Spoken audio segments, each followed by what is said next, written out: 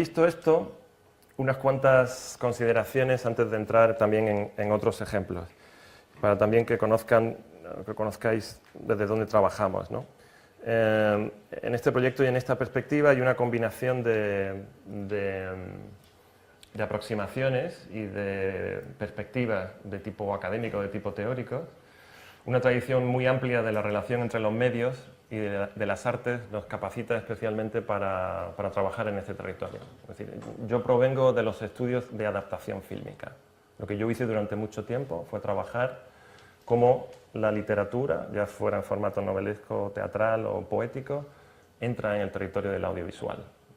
Y ustedes habrán trabajado seguramente también en este sentido en muchas clases, ¿no? La relación entre la literatura y el cine.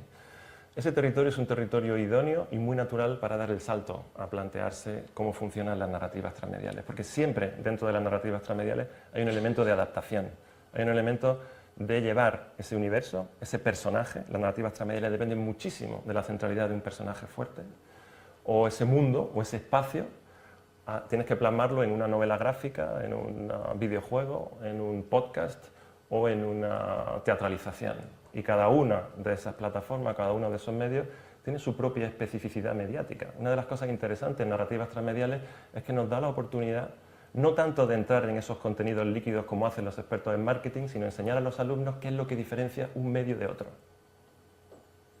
Esa es la clave de la potencia de este territorio para mí, que me da la oportunidad, aprovechando la cultura de los chicos jóvenes, donde esa migración permanente entre distintas plataformas a través de la maleabilidad que los smartphones, las tablets e internet les me permite enseñar de manera mucho más eficaz, más, digamos, de una vez, cuáles son las diferencias entre el cine digital, entre el teatro inmersivo o las nuevas formas del cómic online.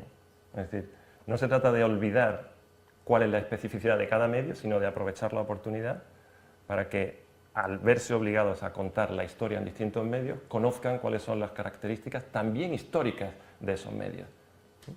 Es un reto seguir enseñando historia de las artes e historia de los lenguajes artísticos a través de un territorio como este, ¿no? Bien, trabajamos también, es muy importante digamos, todo lo que ha aportado la narratología o los estudios del relato, ¿no?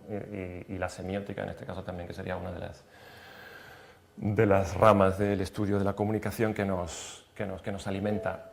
En este territorio, digamos, en esta evolución, podemos percibir también que nuestro trabajo va evolucionando desde ser expertos en el análisis de textos, en el que hemos sido entrenados y en el que ustedes han tenido que trabajar desde el principio de su formación hasta hoy mismo. El texto ha sido el centro del sistema educativo, de lo literario, de lo lingüístico, incluso de lo audiovisual cuando se ha llegado. Y no se trata de olvidar el texto, sino de ampliar el foco de la explicación del funcionamiento de la cultura contemporánea, tratando de incidir mucho sobre qué es un medio hoy y qué ha sido y qué han sido los medios de comunicación, cómo han ido cambiando. Ups. ¿Qué pasó aquí? Vaya. Hemos perdido.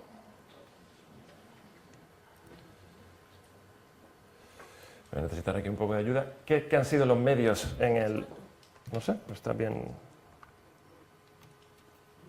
Creo que el proyector...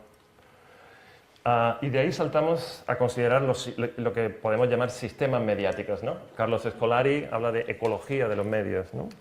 De repente y nosotros deberíamos de estar hablando, también enseñando a los estudiantes o tratando de encontrar patrones de explicación de cómo funciona en la cultura digital o en la cibercultura las relaciones entre esos distintos medios. Es decir, uno no puede explicarse cómo funciona la industria cinematográfica hoy sin conocer bien cómo funciona la industria de los videojuegos. Es absolutamente imposible. Y aquí avanzo otra idea y otro hallazgo a lo largo de este trabajo de 4 años y medio en el proyecto, ¿no? El paradigma o la cultura de los videojuegos, el diseño de narrativas interactivas, el desarrollo de los distintos géneros de videojuegos son fundamentales para comprender la evolución de las posibilidades de las narrativas transmediales. y parece que los videojuegos son solamente un sistema homogéneo, pero hay unas diferencias enormes, ¿no? Y de hecho, seguramente muchos de ustedes tengan experiencia en enseñar técnicas narrativas a través de determinados videojuegos, ¿no?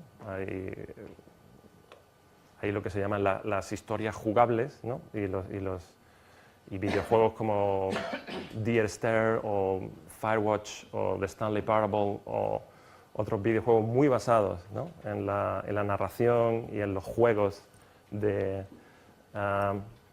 pragmáticos de relación con el jugador a través del texto, gracias, y de la navegación del espacio, hacen que los videojuegos sean un elemento fundamental.